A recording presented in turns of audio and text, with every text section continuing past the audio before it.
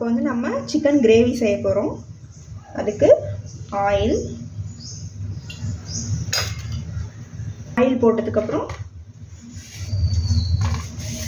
சோம்பு, வரமிளகாய் விதை எடுத்துடுங்க, கொஞ்சம் கருவேப்பிலை. இப்போ சோம்பு, வரமிளகாய், கருவேப்பிலை எல்லாமே வதங்கிடுச்சுங்க. வதங்கினதுக்கப்புறம் ஆனியன் பொடியாக கட் பண்ணி வச்சுருக்கேன், அது போடணும்.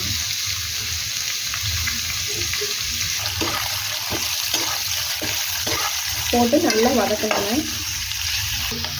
இப்போது ஆனியன் வந்து வதங்கிடுச்சுங்க. அதுக்கப்புறம் ஜிஞ்சர் கார்லிக் பேஸ்ட்,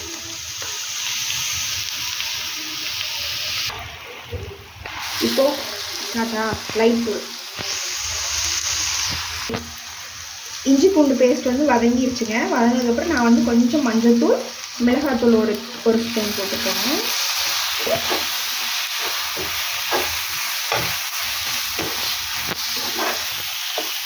இப்போது மஞ்சள் தூள், மிளகாத்தூள் ரெண்டும் வதங்கிடுச்சுங்க. வதங்கினதுக்கப்புறம் சிக்கன் போடணும்.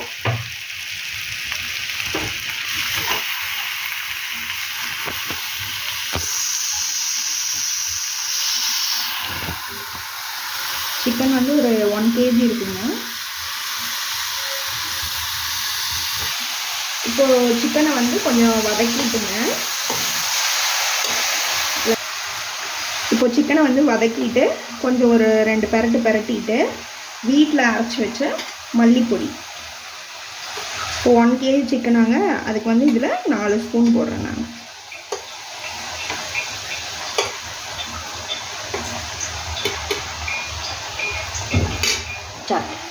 இப்போது சிக்கனுக்கு தேவையான சால்ட்டுங்க,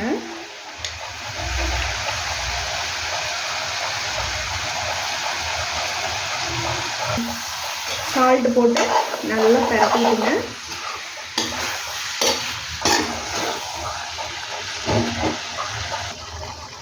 சால்ட்டு போட்டுங்க நல்லா பரட்டிட்டு கொஞ்சம் கொதிச்சு தண்ணியெல்லாம் வந்ததுக்கப்புறம் நம்ம கொஞ்சம் தண்ணி எக்ஸ்ட்ரா ஆட் பண்ணி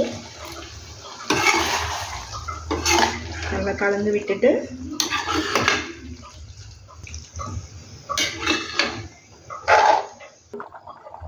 இப்போது நல்லா கொதிச்சிருச்சுங்க. இன்னும் கொஞ்சம் நல்லா கொதிச்சு தண்ணியெலாம் சுண்டட்டும், சிக்கன் வேகணும், அதனால் பார்க்கலாங்க.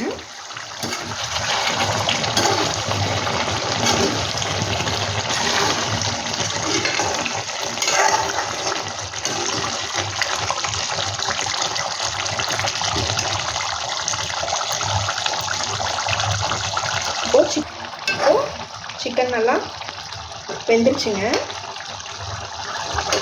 இப்போ என்ன பண்ணோன்னா பெப்பர் வீட்டில் அரைச்சதுங்க, இதை வந்து ஒரு 2 ஸ்பூன் போட்டுக்கோங்க.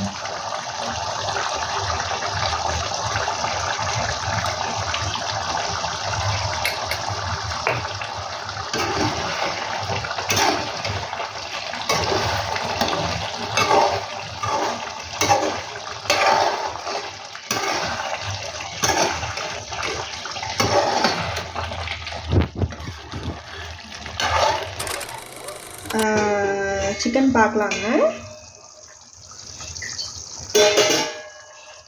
சிக்கன் நல்லா வெந்து ஆயிலெலாம் பிரிஞ்சு வந்துருச்சுங்க.